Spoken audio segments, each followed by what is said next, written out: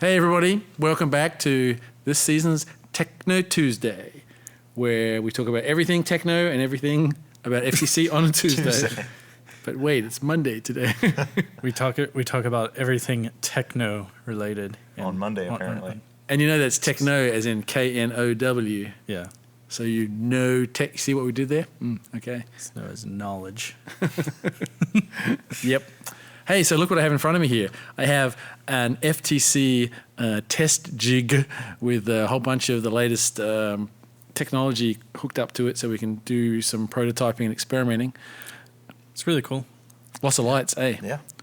I particularly like the blue lights in this year's electronics. I like how they have the different color lights. So they got like the blue lights in the power distribution. Blue module. light special. And then they got the red ones in the Almost seems like the red light should controller, be so- in there though, because it's power, and you think. It is odd that the same company made all of these devices with different colored LEDs. Yeah. Is so okay, they don't have any with white LEDs though, do they? Nope. Because that would complete the whole like first Red, color white, and scheme blue. there. Oh my god! Well, you could the new Oh, but the new color sensor has got a white illuminating LED on it. The plastic's white. Yeah, Oh yeah. that's Oh the yeah. point. Okay. Plastic. There we go. Yeah. I'll buy it. Yeah. Buy that for kinda. $1. So this week, the latest update, the first official update for the FTC SDK software development kit was released. Bunch of bug fixes, bunch of new drivers for new devices. They're getting most things supported. It's good. It's all good. Sweet. Make sure if you start using it, you download some of the cool videos about how to configure your phones, how to set up the Android studios. It's all there. Just got to look for it. Go to the first website. Team resources. All right. It's good. So I have an update on the 8-inch wheels from last week. Whenever I saw on Reddit there was a team posting about using 8-inch wheels on the robot, which I thought would look crazy. It would look pretty funny. Because of course that takes up the whole length of the robot, save 2 inches. And that's across the whole thing. So what's the update? So they tried it out. They tried with different wheel spacings, both as close in together as they could get Between it. the 2 inches that they got. And then they even tried some illegal spacing. So they said they went up to 20 inches spacing. I'm guessing that's center to center. No, end to end. Probably end to end. End to end. Yeah. Because then that'd be 4 inches between the two wheels. So Right. Probably. Maybe. 20 Anyway, inches would make it like so they said 28 inches long, which is pretty they big. said that they tried a 20-inch spacing, whatever that means. So I'm guessing that didn't work either. no. So they posted it on Reddit and they said that 8-inch wheels will not work this year. So they were able to get to the mid zone, but even then it was inconsistent. We so. should try and prove them wrong. Just about any robot that's fast enough can get to the mid zone. It give may them not enough come down speed. again in one piece, but Right. you can get there. I find it interesting though, 8-inch wheels being as big as they are, and so You know how big they are? About 8 inches. they are close to 8 Right around 8 inches. inches. Yeah. Right. Now, is that diameter or Yes. is that radius? It is. Okay. That's diameter. So That'd be a heck of a radius. 16-inch wheels. so Self-balancing robot. Yeah. I'm not sure that they Ooh, tried that with challenge. like weights or anything, because of course weight's going to affect it too. If you try to do like just a couple of wheels with a simple frame going up, that's going to be a lot different than a 20-pound robot trying to go up. Yes, indeed. In my mind, I'm coming towards the perfect solution here. It's a robot with a track, with nubbins on the track that will grip, and hold on to the cross beam.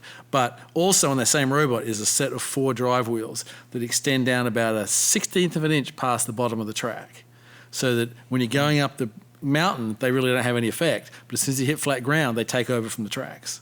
So you've got ground mobility with wheels and then tracks for getting up the mountain without having to change in and out or do any fancy stuff. They could all be running all the time. That's a pretty cool idea. See, I still kind of think that just the straight up tracks would work. Well, You're running yeah, turning they will, shoes. but Just we do- know that tracks aren't great for maneuvering. Could do, but the Tetrix tracks aren't the best in terms of gripping those little surfaces and stuff. You know, I want something with a little bit more extension on it to really grab those crossbeams. What I want to see now is any kind of robot that does some sort of like auto balancing. So like as it goes up the hill, the robot, you know, the frame of it kind of tilts that'd forward. be pretty funny. And then whenever it comes back on the flat hangs ground, between it like, centers. Yeah, it like levels out. Mm-hmm. Huh. That and a bogey system, like That would be pretty cool. those would be really cool. I know. I've been seeing some people posting pictures of bogies. I know the Clovers have been looking at that. So Yeah, I mean or at least one of the groups is. This is the marvelous segue. I was going to say the Mars rover is a good example of that. Yeah. Speaking of which, big news today. Yeah. Flash, Magic. proven water on Mars. Liquid water on Mars. They've proven Liquid it. water. I've seen They've that. proven it. I was gonna say there's. They've proven it. Yep. They have proven it. And the odd thing is they didn't prove it with the rover. They prove it with one of their satellites. Well, that was. I know. We'll see. So for the last 4 years, they've been looking at these strange features on Mars that in the valleys, as the season changes from summer to winter, just like Earth does, these black stripes start forming, and they get bigger down the ridges in the valleys. So that like what you'd think of as a little rivulet coming down from the flat plateau down into the river valleys.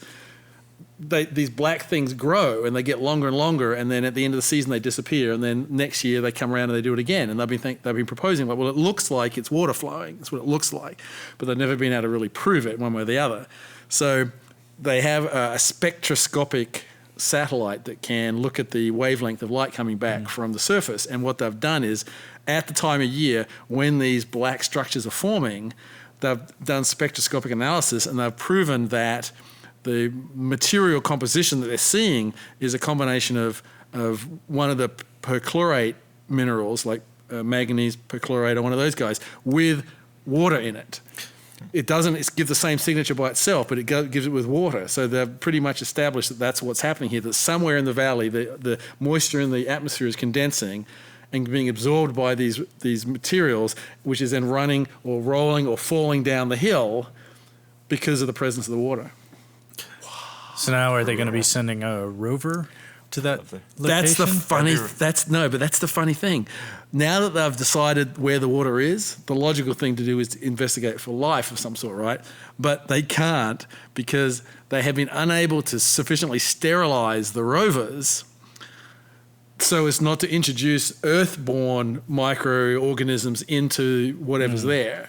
So they're really, really worried. So that apparently they irradiate them and they UV them, they vacuum them, all this sort of stuff, as in not vacuum, but like zero air pressure vacuum. And they figured that the one that's going to get there in 2020 already has like 68 microbe varieties on it from Earth, Wow. So they're going to have to do something else, So it's like, But that's pretty cool, though. That's pretty cool.